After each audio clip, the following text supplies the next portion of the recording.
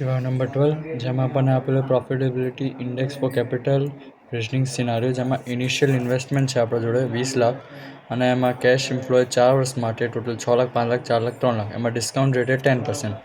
તો સૌથી પહેલાંનું ફોર્મેટ શું હોય કે તો સૌથી પહેલાં નેટ પ્રેઝન્ટ વેલ્યુ, જેમાં યર્સ આવે. યર્સ જે હોય આપણા જોડે 4 આપેલા હોય, તો 4માંથી આપણે 0થી સ્ટાર્ટ કરશું.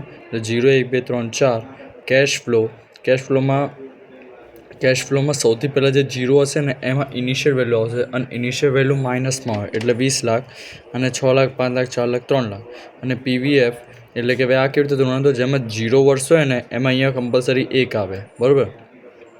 હવે અહીંયા 10% આપ્યું હોય તો શું કરવાનું કે 10/100 એટલે 0.1 પ્લસ 1 = 1.1 અને પછી 1/1.1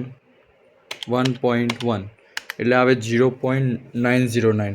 પછી ફરીથી કરશું તો 0.826, પછી ફરીથી એટલે 0.751, ફરીથી એટલે 0.683 આવી જશે.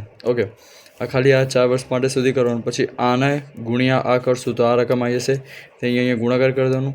પછી ટોટલ કરવા માટે સૌથી પહેલાં -20 લાખ અને પ્લસ કરીને બધી રકમનું કરશું તો આન્સર નીચે આવશે એ રીતે.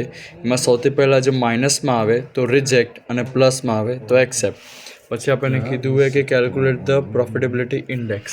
તેમાં સૌથી પહેલાં પીઆઈનું format total present value of inflow upon initial investment. તો ટોટલ પીવી ઓફ ઇન્ફ્લો કેટલી છે તો 5,45,400, 4,13,000, 3,04,000 અને 2,04,900.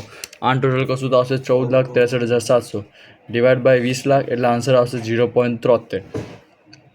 હવે જો 1 કરતાં ઉપર આવે તો એક્સેપ્ટ અને 1 કરતાં નીચે આવે તો રિજેક્ટ. તો આ તો ટીવાય નંબર 12.